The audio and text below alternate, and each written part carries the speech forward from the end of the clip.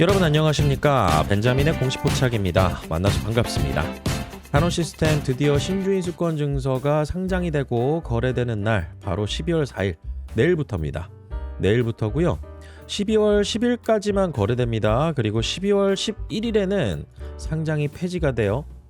그러면은 이 기간 안에 내가 신주인수권 증서를 챙겨놓으셨다라고 하면은 이때 청약에 참여 안 하실 분들은 이때 매도해야지 수익 실현하는 겁니다. 청약에 참여도 안 할 건데 내가 이 기간에 신주인수권 증서가 입고 받았는지도 모르고 알림이 왔는데 어떤 내용인지 인지하지 못한 상태에서 그냥 가만히 놔둔다. 그리고 신주 청약에 참여하지도 않는다라고 하면 이게 돈 버리는 행동이다 라고 누누이 강조드려왔습니다. 그래서 신주 청약에 참여 안 하실 분들께서는요, 이 기간에 매도하는 게 필수적이죠. 그래서 제가 한호시스템 같은 경우는 신주 배정의 비율 자체도 높았잖아요. 그러다 보니까 기존에 이 한호시스템에 오랫동안 이 물려 있으면서 물타기에서 보유 주식 수도 많고 투자 비중도 높은 상태에서 유상증자 참여하기가 상당히 쉽지가 않다. 왜냐하면은 돈이 필요하기 때문이죠. 그래서 추가적인 돈 납입이 없이 나는 투자를 이어가고 싶다라고 하면은 신주인수권 증서를 매도해서 수익 실현하고 현금화를 일정 부분 해놓는 게 유리하죠. 그리고 나서 신주가 상장되는 날 그 이후에 제가 매도 압력이 좀 있을 수 있다라고 말씀드렸습니다. 한 일주일 정도. 그때 가서 내가 챙겨놓은 금액 가지고 시장에서 매수하는 방법이 조금 더 유동성적인 측면에서는 좀 유리하다, 이렇게 말씀드릴 수 있을 것 같습니다. 자, 그래서 가장 중요한 게 여러분들께서 만약에 신주인수권 증서를 챙겨놨는데 이걸 거래하는 방법을 잘 몰라서 여기에 대해서 내가 신주 청약도 참여하지 않는다, 내가 거래하는 방법을 잘 몰라서 이걸 매도를 안 했다라고 하면은 이거 돈 버리는 행동이다. 그렇기 때문에 콜센터에 꼭 전화를 해가지고 여러분들께서 확인 한 번씩 해보시고요. 신주인수권 증서 챙겨놓으신 분들은 여러분들이 거래하시는 그 증권사에서 알림이 다 오셨을 겁니다.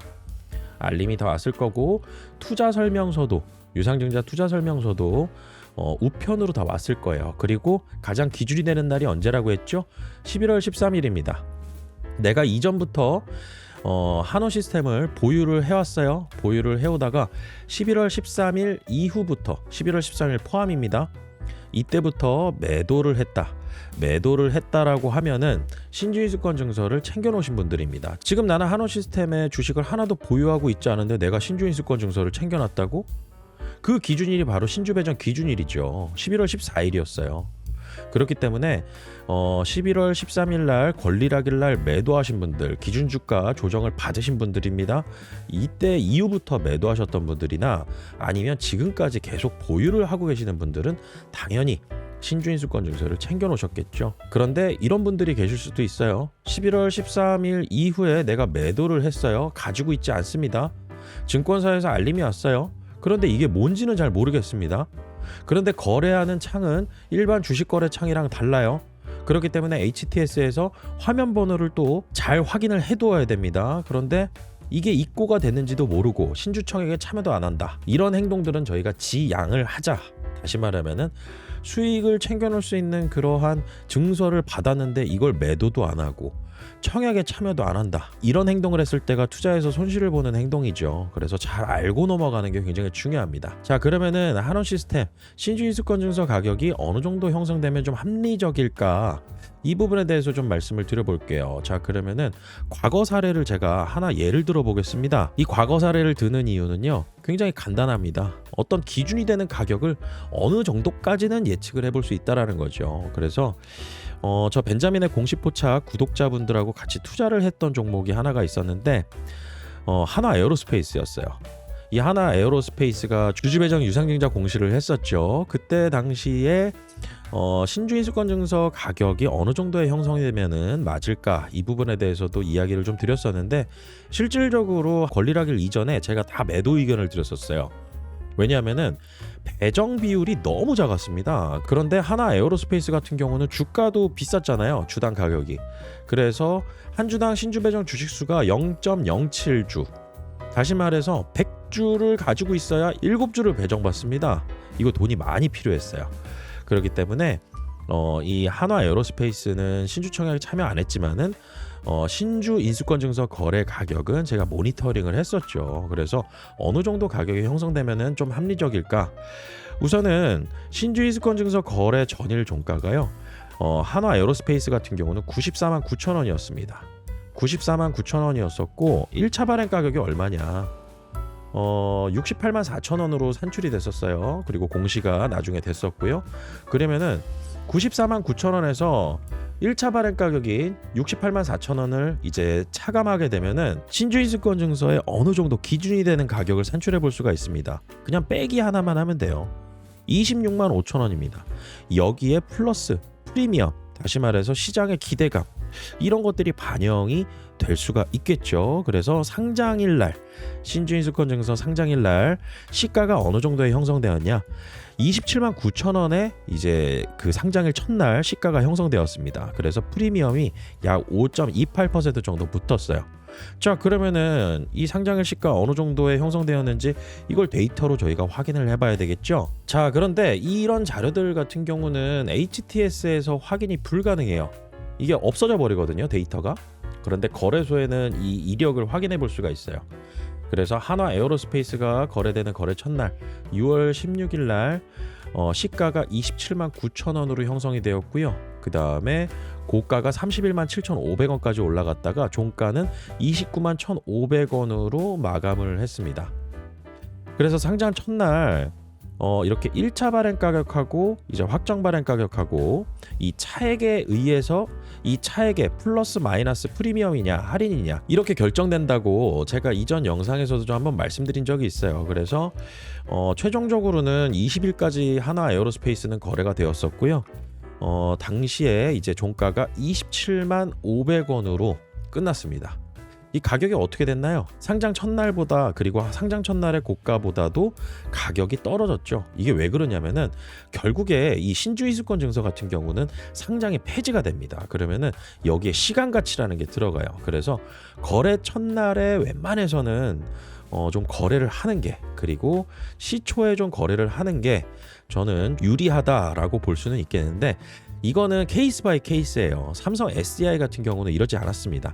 포스코 퓨처엠도 마찬가지였었고요. 포스코 퓨처엠은 프리미엄이 엄청나게 붙어가지고 거래가 됐었어요. 그렇기 때문에 여러분들께서 이 한화 에어로스페이스의 신주인수권 증서 가격, 얼마의 시가가 형성되었는지 이 정도쯤으로 좀 확인해 보시면은 1차 발행가가 왜 중요한지 여러분들께서도 이해하실 수가 있을 겁니다. 자, 그러면 한온 시스템 케이스에서는 어느 정도 형성되면 합리적일까? 이 부분에 대해서 말씀을 드릴게요. 우선은 오늘 종가가 3,690원이었잖아요. 3,690원. 그리고 여기에 1차 발행가액 3,480원 빼게 되면은 210원이 나옵니다. 자, 그러면은 여기에서 저는 프리미엄이 붙을 가능성을 조금 더 높게 보고는 있어요. 그래서 내일 가격에서 한 주당 신주인수권 증서 한 주당 210원 플러스 프리미엄이 붙어서 거래될 가능성이 있다. 그리고 이 가격의 변동성은 본주의 가격, 한온 시스템의 본주의 가격보다는 클 수밖에 없을 것이다. 그리고 왜 이렇게 계산을 할까라고 설명을 좀 부연해서 말씀을 드린다라고 하면은 그냥 이렇게 보시면 돼요. 신주 청약에 참여하지 못한 사람들, 그 권리를 챙겨놓지 못한 사람들 입장에서 한번 생각해 보시면 쉽습니다. 만약에 예를 들어서 제가 11월 13일 날 한온 시스템의 권리락 기준주가 조정받고 그 다음에 매수를 들어갔어요. 매수 들어가서 저는 신주인수권 증서를 챙겨놓지 못한 사람입니다. 그런데 시간이 지나서 보니까 한온 시스템 앞으로 이제 할인 발행하는 저 주식을, 신주를 좀 챙겨놓고 싶은 마음이 생겼어요. 마음이 변한 겁니다. 그러면은 신주 청약에 참여를 하려면은 제가 신주인수권 증서가 거래되는 날 신주인수권 증서를 한 주를 사가지고요, 한 한 주 신주 청약에 참여할 수가 있는 거죠. 청약. 그러면은 시장에서 얼마에 거래되면 내가 합리적이다라고 판단을 할까라고 했을 때 210원에 제가 신주인수권 증서 한 개를 매수를 한 거예요. 그리고 저는 1차 발행 가격인 3,480원으로 유증에 참여할 수가 있다라고 가정을 해볼게요. 그러면은 시장 가격하고 정확하게 맞아떨어지는 그 가격이 얼마인가요? 210원입니다. 그래서 210원에 제가 매수를 하고 한 주를 매수를 하고 신주인수권 증서, 그 다음에 한 주당 3,480원에 신주의 청약에 참여를 하고, 그렇게 됐을 때 시장 가격하고 딱 맞아떨어지는 가격이 210원이라는 거죠. 그렇기 때문에 시장 가격에서 1차 발행 가격 빼고 210원 정도가 나오게 되면은 완전히 페어하다, 이렇게 볼 수가 있는 거죠. 그런데 여기에서 한 가지 변수가 있습니다. 제가 오늘까지 확정 발행가에 가안으로 계산을 해보니까요, 1차 발행 가격으로 산출될 수 있는 가능성이 좀 적어요. 그래서 오늘까지 계산했을 때 3,140원이 산출됩니다. 3,690원에서 3,140원을 뺀 가격까지도 예상을 해볼 수 있지 않을까, 저는 이렇게 생각하고 있어요. 그래서 여러분들께서 신주인수권 증서 거래 기간에 꼭 기억을 해두셔야 되는 주요 포인트 중에 하나는, 첫 번째, 내가 신주인수권 증서 챙겨놨다라고 하면 이날 부분적으로 수익 실현을 하는 거다. 그리고 신주 청약에 참여하지 않을 분들은 여기에 해당이 된다. 그리고 두 번째로는 가격 변동성이 굉장히 클 거다.